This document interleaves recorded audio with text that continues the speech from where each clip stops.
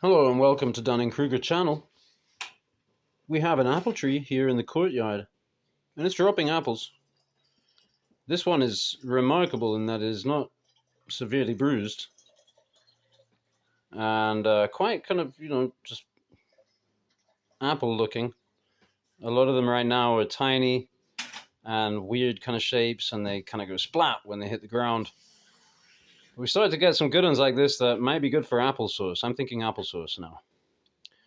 And in previous years, what's always happened is that a load of apples have ended up going to waste because I haven't kept on top of the apple situation. So I need to get on my game. And so I was thinking, and I consulted with my dear wife, is this one still the best apple knife? And she said yes. So this was an Echo brand, ECKO brand, USA, cheese knife in chrome vanadium, and it kind of went the other way around. So it had this kick like this, and then the blade came out like that, and it had the little forky bit in the end and a serrated blade. I have the other piece somewhere, but I can't find it right now. And so, yeah, this originally, the profile was down here, and the idea was kind of like a Wharncliffe-esque seahorse whittler style paring knife, because at the time I'd embarked upon paring all these apples, and here I just found this while I was looking for that offcut. Here's another paring knife that I made. I'm pretty sure this was the Ginsu knife that I chopped up to make a kind of a slashing pole for my neighbor Jim, and so I had this offcut, and I did this in an off moment. This is a birch root. Just have some filler or something in there. These are kebab sticks for pins. I really just needed to grind that down and, finish the handle a bit and sharpen it. I just completely forgot about it. But so this can serve as a nice example. And I might also look into tidying this up a bit today. Sway front handle and a little bit of sway there on the blade. And I like that. That works.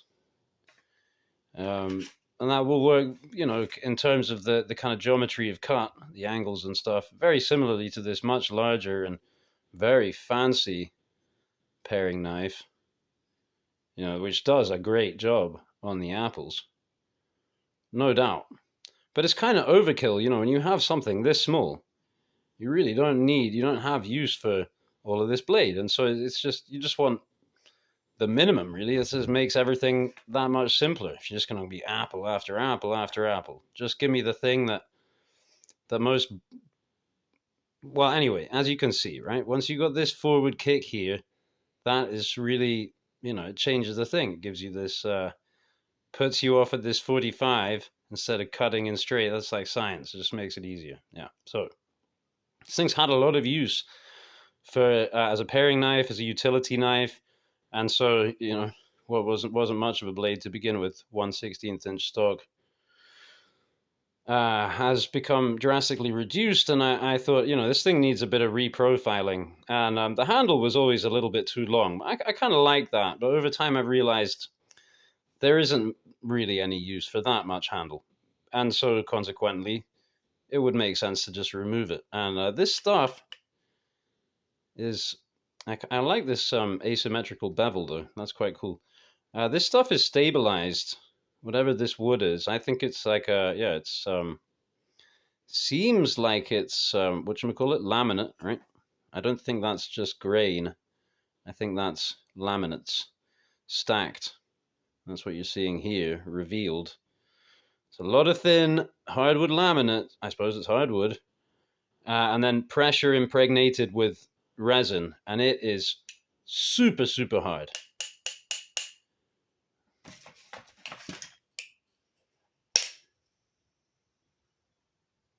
This is not like wood. I just, as you may have noticed, I started sawing in here, my little pocket saw, so I can get a bit more steel, get a bit more edge.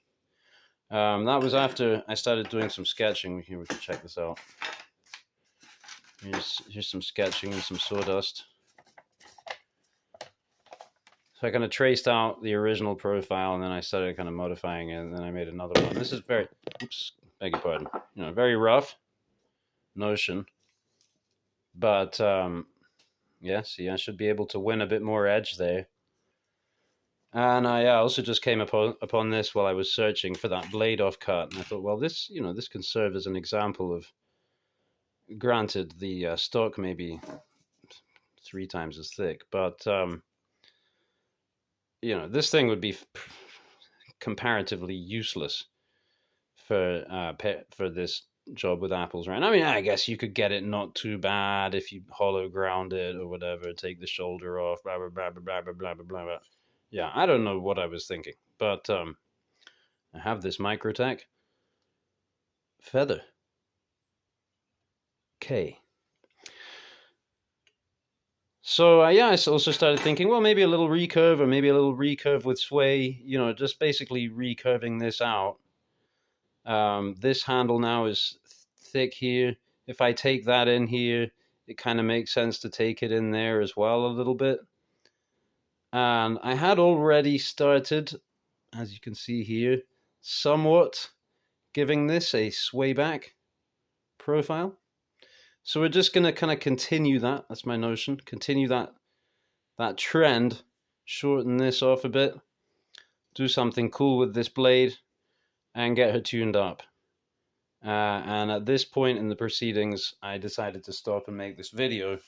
And so I will show you my new pouch, which I picked up at the motorcycle shop yesterday. It's a wallet, basically. But because I was thinking now, kind of live in the countryside, I don't generally carry my wallet in my pocket, but instead I had this little pouch full of useful things, and that was one of those little zipper knife pouches. But this I saw could probably hold about the same amount of stuff and be more slimline and just nicer, right? Because it's stretched leather. So there's my button compass. There's some sewing stuff. I still really need to sort it out. Here's a ferro rod. The handle kept popping off this under use, so I just decided to junk it.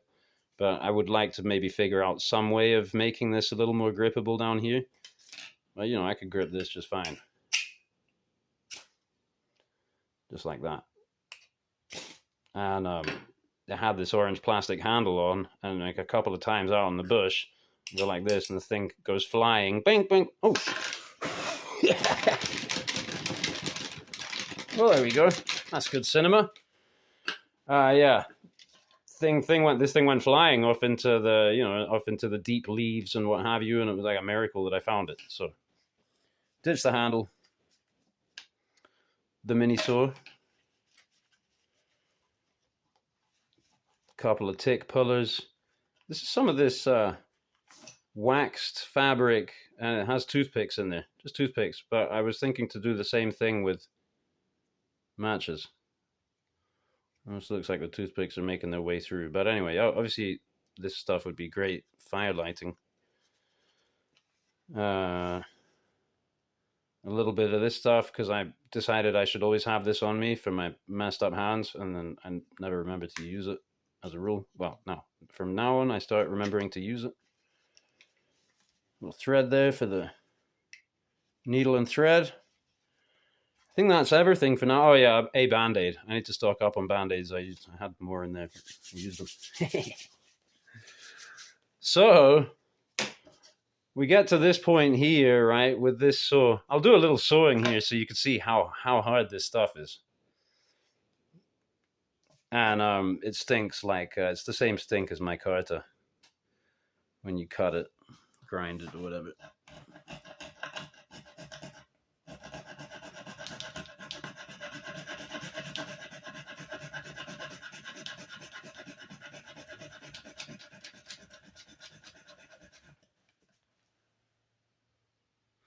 Well, I kind of fudged that, but anyway. That went a lot easier because I was trying to go in at an angle here a little bit as well, which didn't really work out, but as you can see, it worked. Whatever. Anyway, we got a bit of room here to play around. And so now I don't want to take the saw all the way down, right? Because then I'm going to take the teeth off my lovely little pocket saw, and I like it to be sharp. So now I'm thinking, well, how do I finish this And what I came up with, pretty much with the things that were to hand there, here's a cool old hawkbill.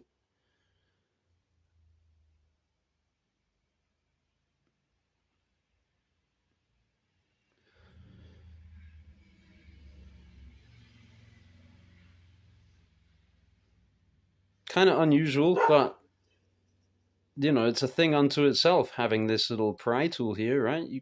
Couldn't you like do all kinds of stuff with that?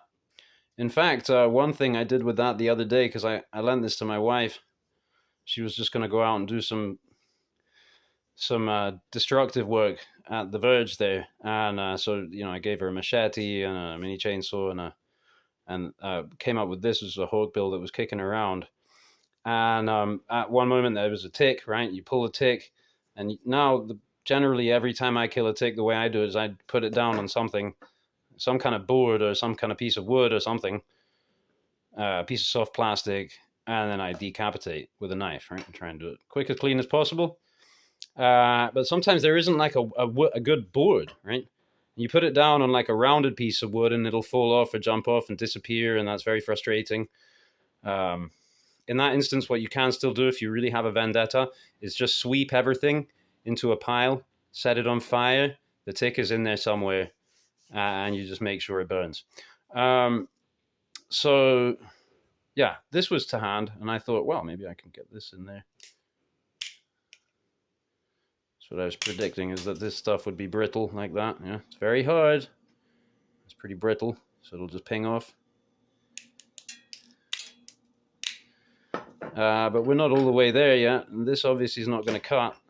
So here's this experimental knife I made. So like a concept of how to make I was thinking about making a few of these and selling them for $20. Would you pay $20 for this knife? It's a really bad idea probably, but I mean, it would be good practice. That's one thing. It's an old Stanley USA chisel made into a kind of a chisel knife. Very tough steel, takes a good edge, easy to sharpen, and we have a tooth.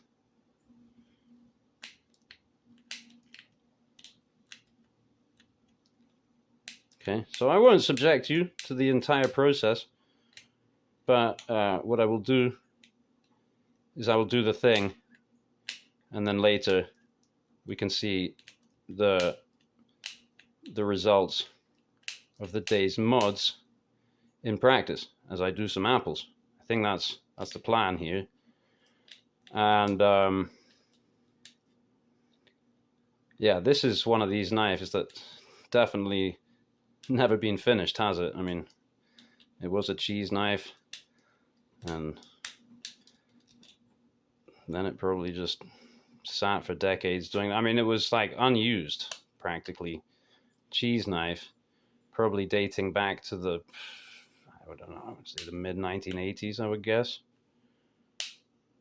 So I will go on a little bit longer because I just love the sound of my own voice and talking about knives and stuff. I asked my friend Vinny the blacksmith what he thinks. Does steel age?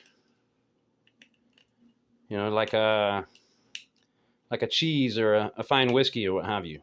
Or to the contrary, you know, does it degrade? But I had the notion, you see, that it would be more like the cheese or the whiskey example than the degradation example, you know.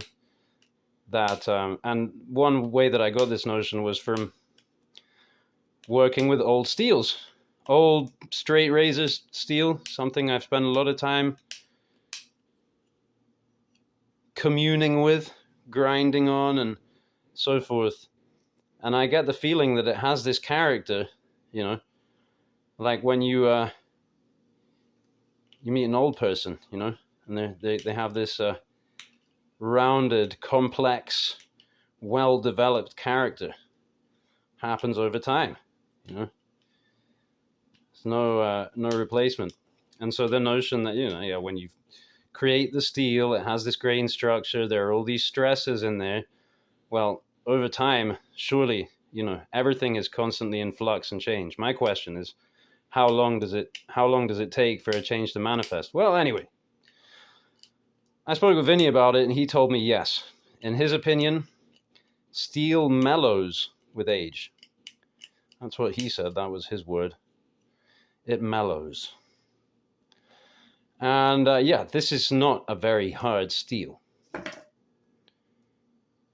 But it's not extremely flexible for the slip of a blade that it is. And it is fairly tough. And it takes a wicked edge, okay? And we all know that if you have a very slicey, convex geometry, like this, and then you're cutting a medium such as an apple, you could get very good edge retention. Because there's not a lot of abrasion in an apple, and there isn't a lot of there's not a lot of edge deformation going on either. So if you have a steel that's just kind of decent and well rounded, and it can take a really keen thin edge, what more do you need?